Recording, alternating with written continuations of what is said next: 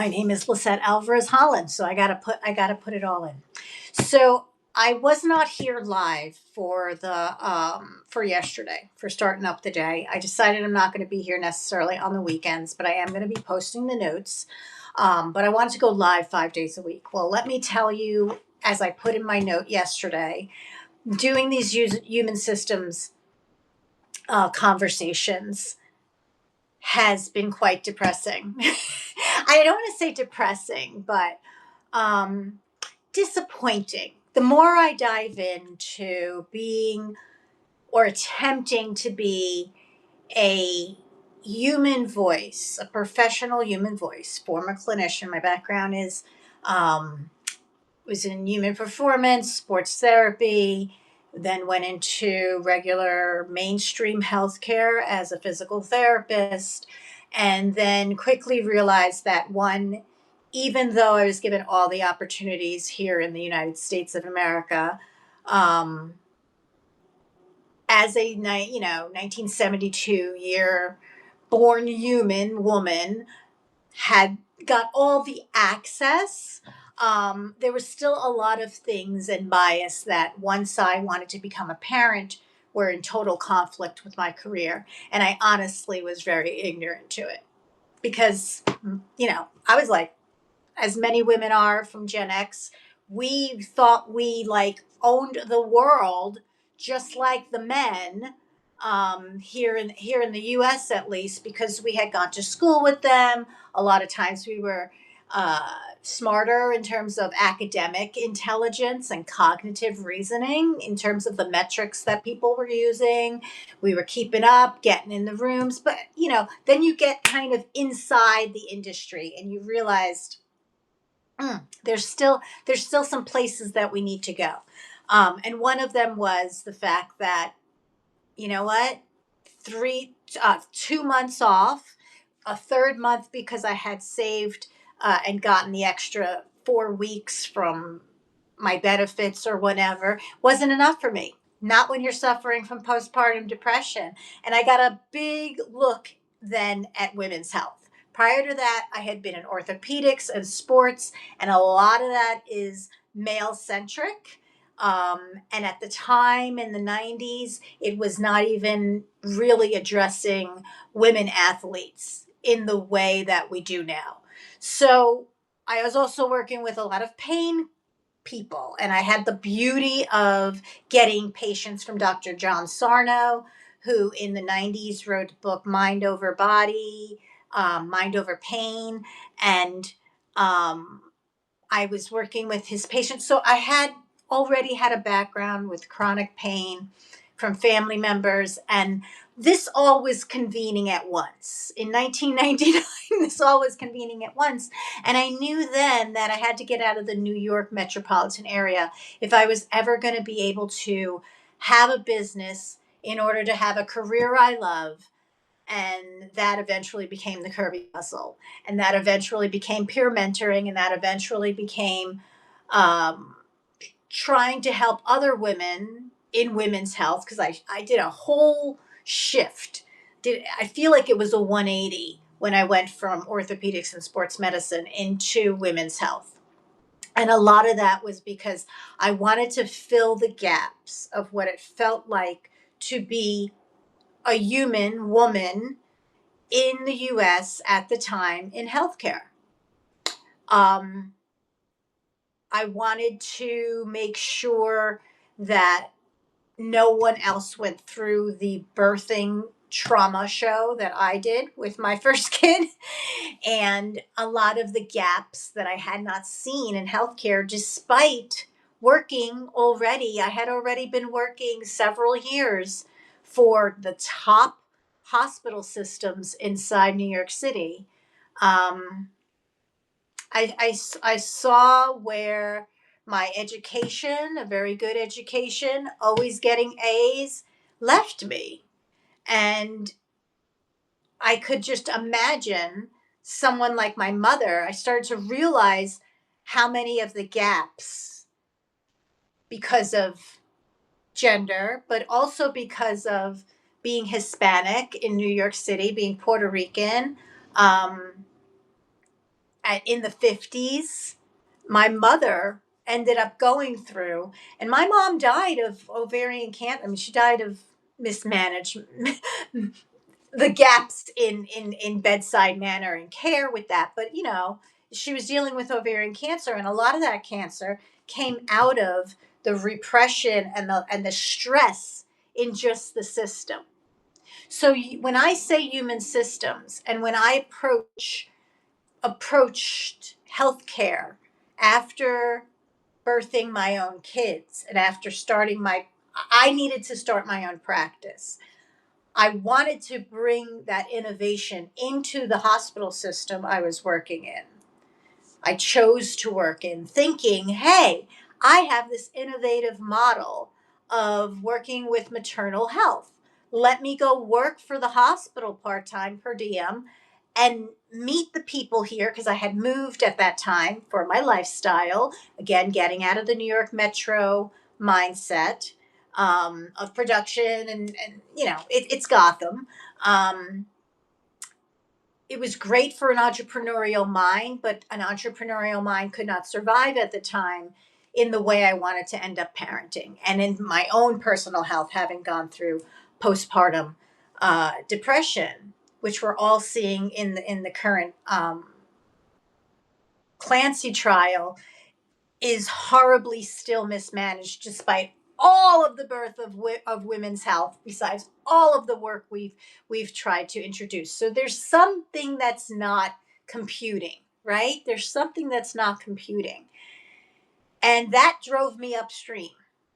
And there's a lot of healthcare providers that did this. I just happened to be a mentor for the big boom of a lot of cash-based PT practices. I was talking to yoga therapists, and I was in that world. I myself went over to yoga, searching for a way to work through lifestyle healing and all of the trauma conversations, and in ways that would work with women, because the traditional healthcare models of rehab and recovery were failing them.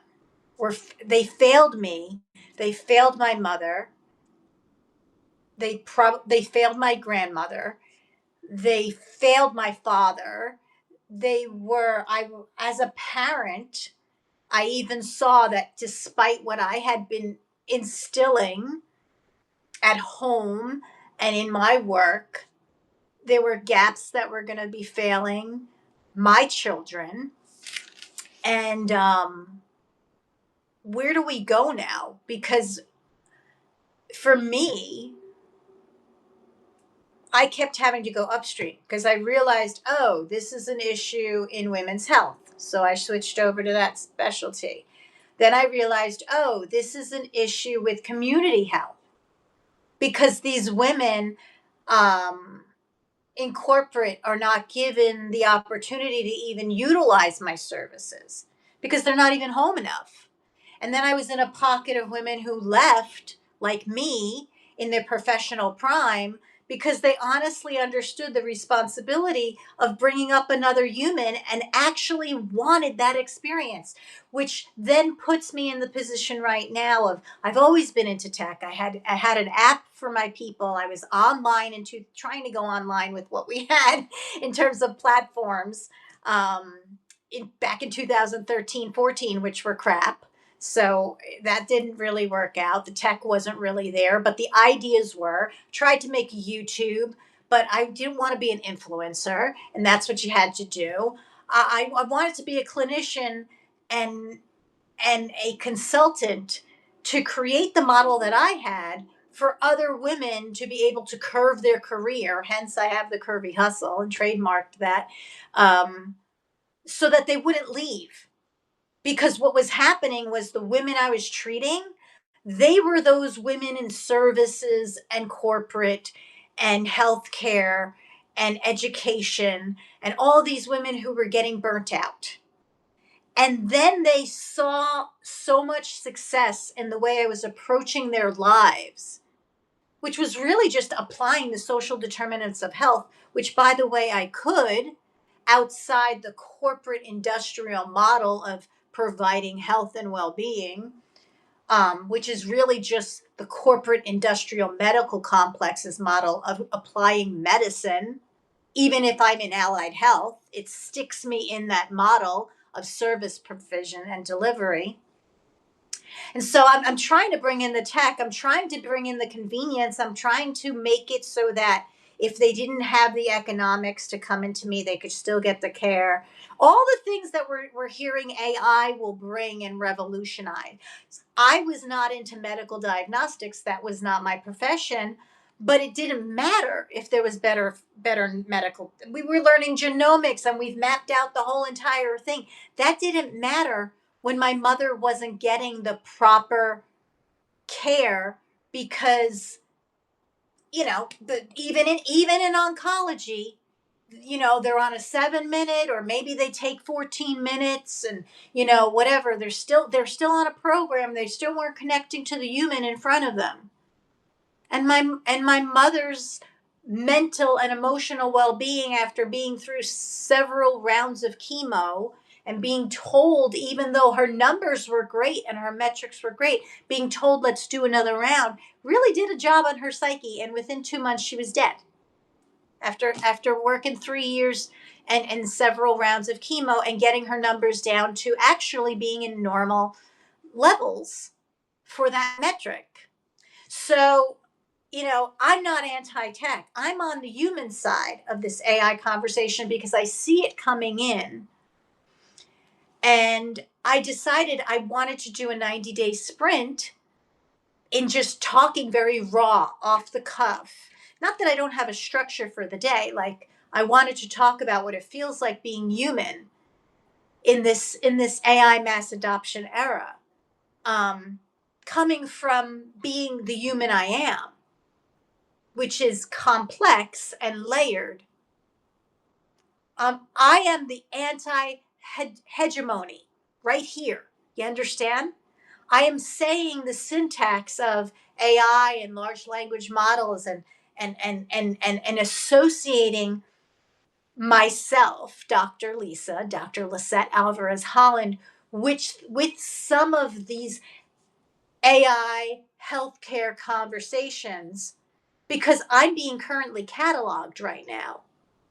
And every one of my peers, my intent with this sprint is to invite every one of my healthcare peers and those of us who are sort of in the mentorship, leadership development of healthcare peers.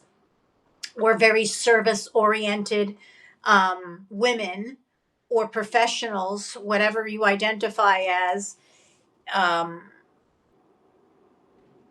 If we're in this space right now, we're helping people adopt this outside of just saying, hey, put this tool inside your operating systems and you'll make more money.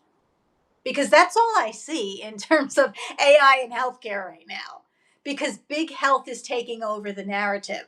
Well, I'm focused on community health. I'm focused on small health.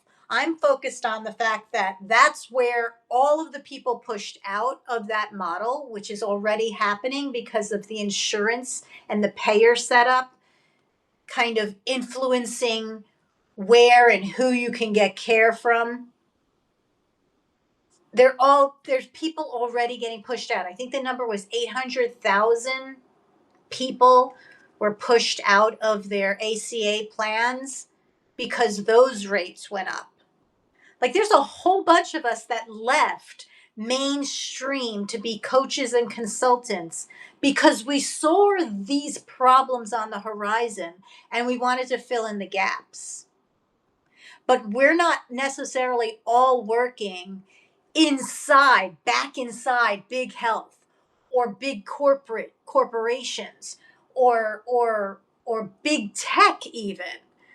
We're trying to work with the people like us who escaped those systems that were melting down,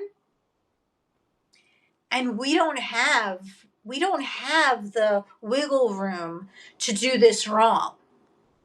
People in clinics, boutique clinics, they may have made $1 million company, but they don't have the space nor the bandwidth right now to reason why they either should even bring in AI, and all their business mentors are telling them you're already behind, you're going to be left behind, you're going to go out of business. I don't believe it.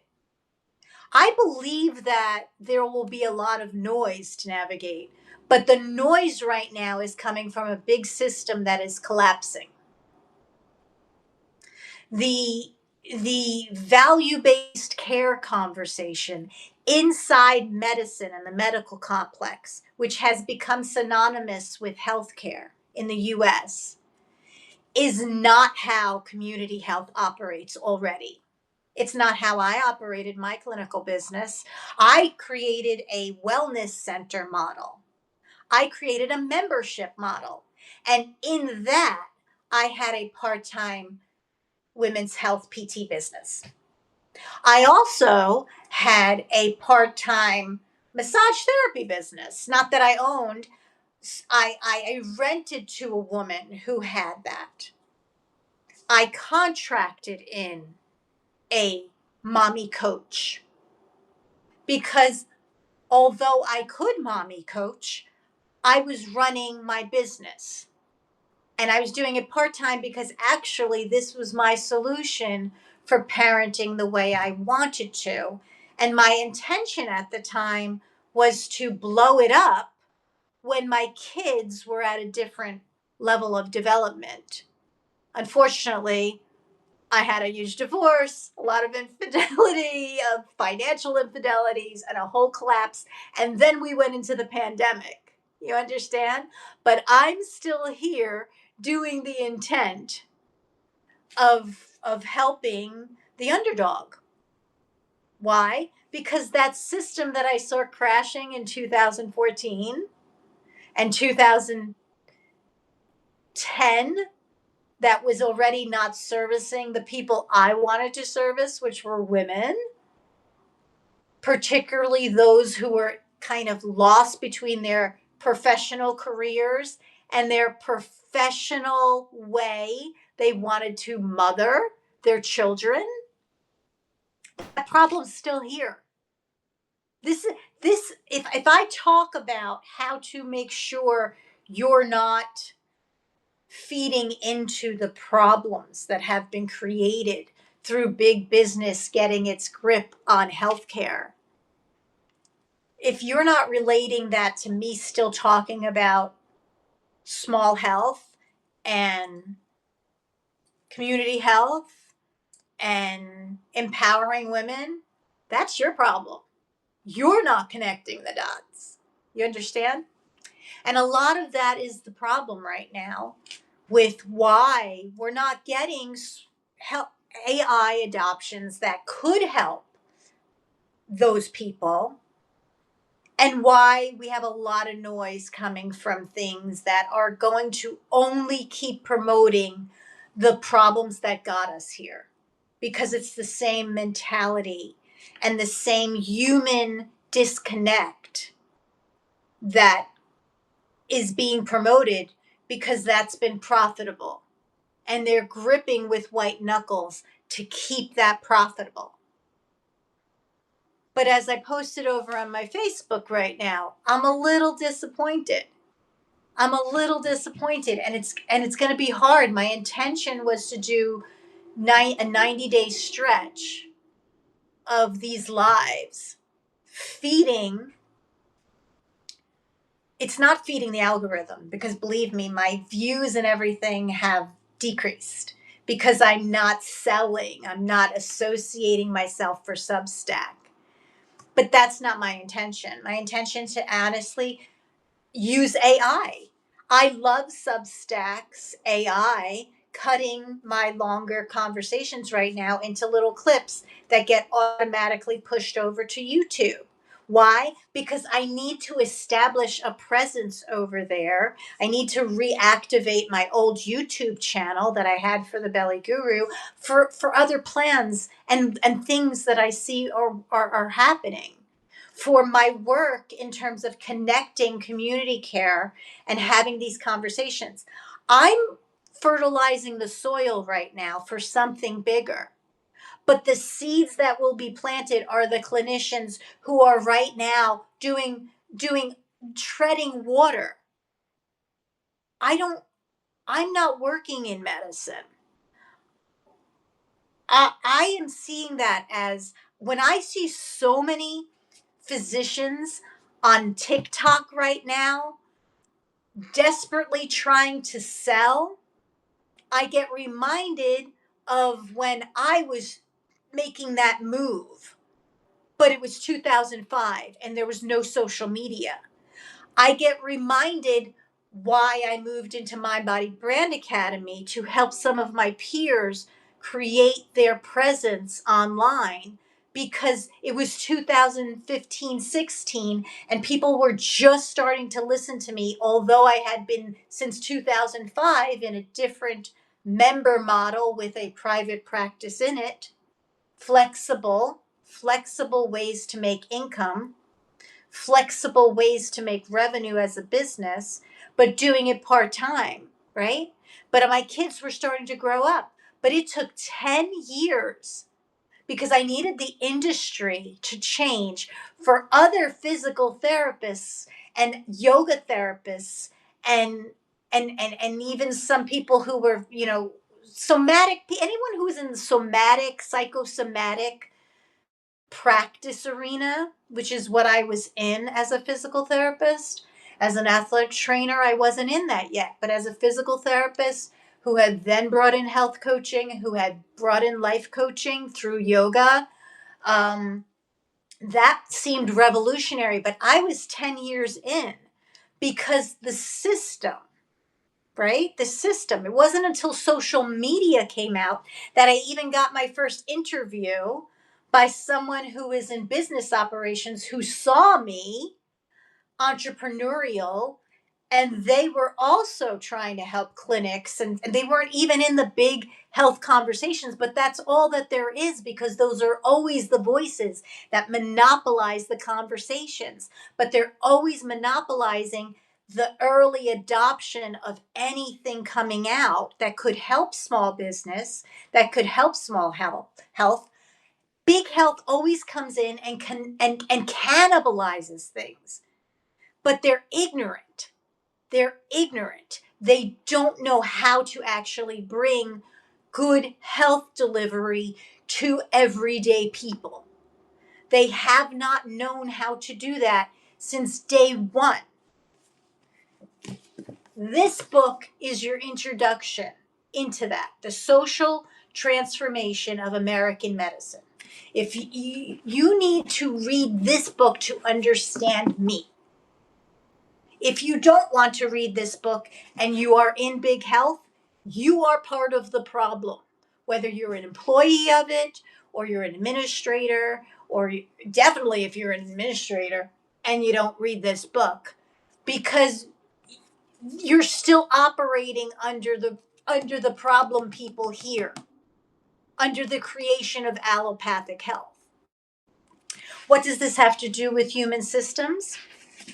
Allopathic health has always been missing human systems. What do I mean by human systems? I don't mean they didn't know about human body systems. That's one aspect. But they fragmented it and they created different disciplines with different physician heads to basically create a vertical that pushed out all of the other healthcare professions that were operating in that medical care model of community health. Community health saves lives. It's not just about getting into acute care, hospitalization, antibiotics, pharmaceuticals, surgery interventions. By that point, you have gone through a failed community health model. So that's why you need to read this book. Okay? That's why if you're anywhere in community health, you definitely need to read this book. Not because it's going to give you, it's going to give you the conviction you're going to need. It's going to make you understand why you need to be a steward of responsible AI adoption, because big health isn't going to do it. They're not. They're already not. They're already throwing private health information all over the place. We have absolutely no guardrails. I know they say they're HIPAA compliant.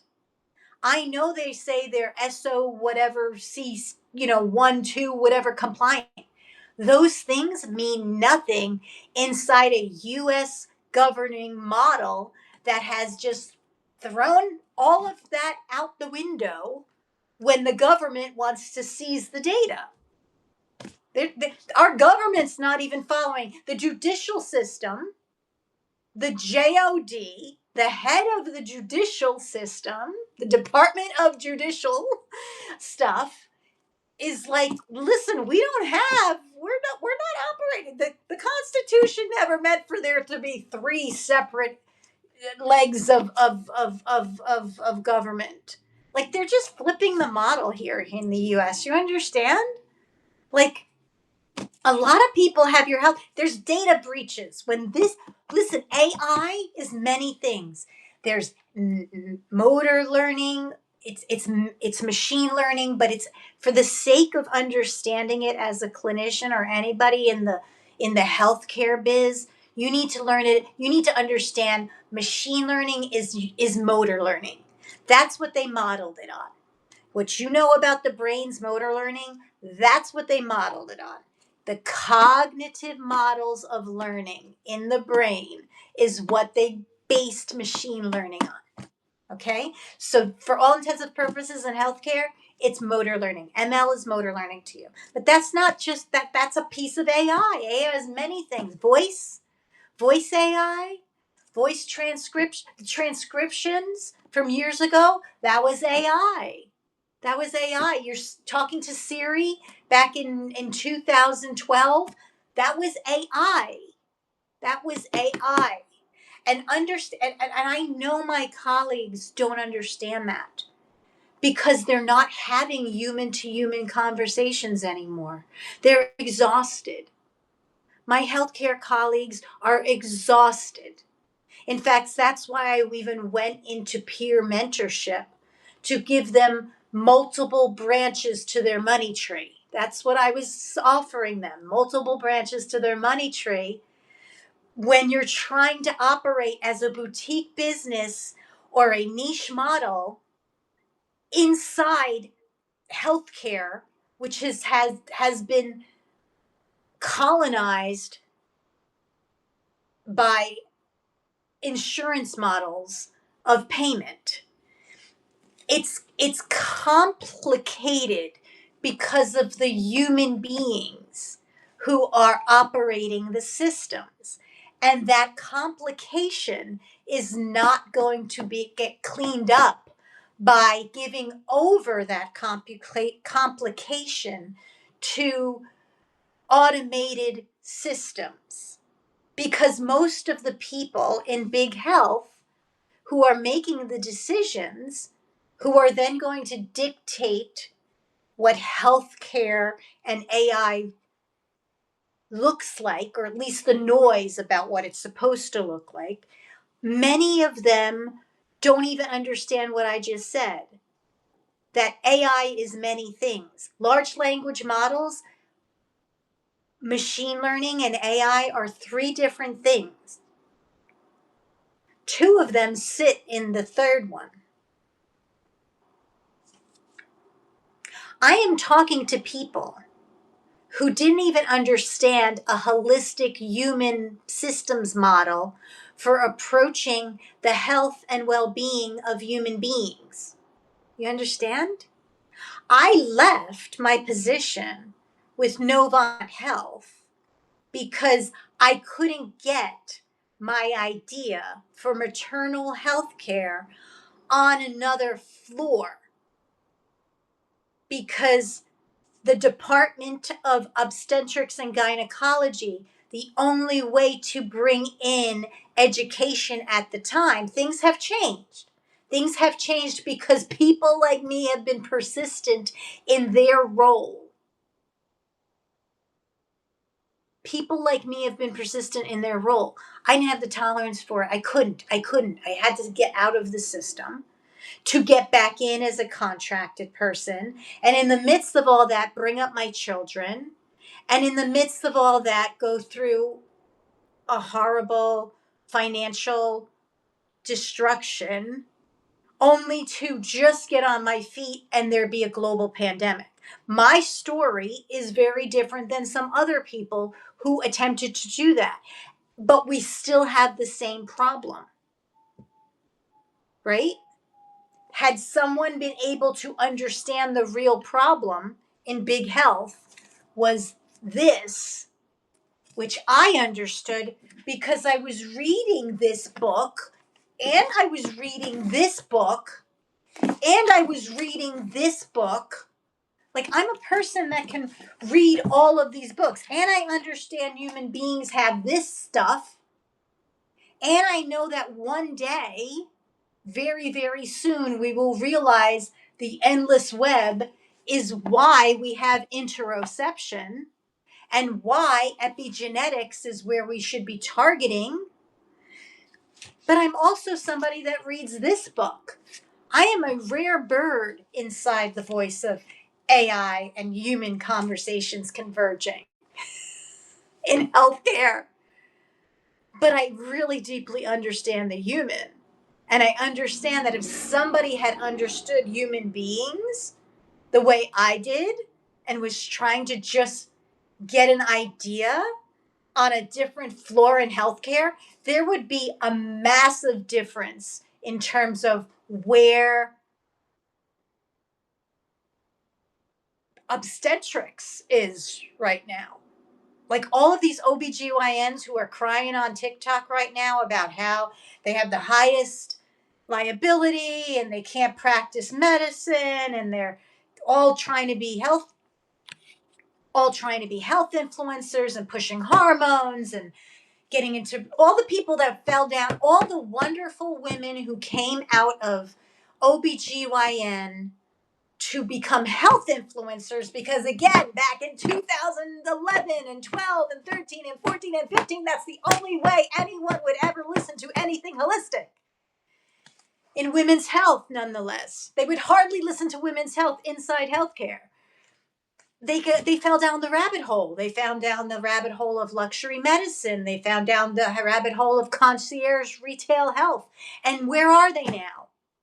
Where are they now? Where are all the big health influencer women who fell down that rabbit hole?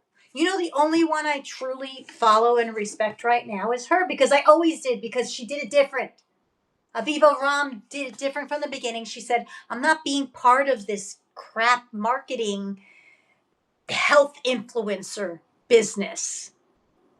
I'm going to go in. But you know what? She struggled. I'm pretty sure she's not as wealthy as the ones who were on front of a book with the yoga mat under their arm, trying to ride that wave, who got themselves on all the popular podcasts. But where are all those popular podcasters right now? Where the hell is Brene Brown? You know where she ran? She ran her ass right back into corporate. Okay? We can do hard things, lady. She ran her ass right off of Substack and ran herself right back into her private, communities.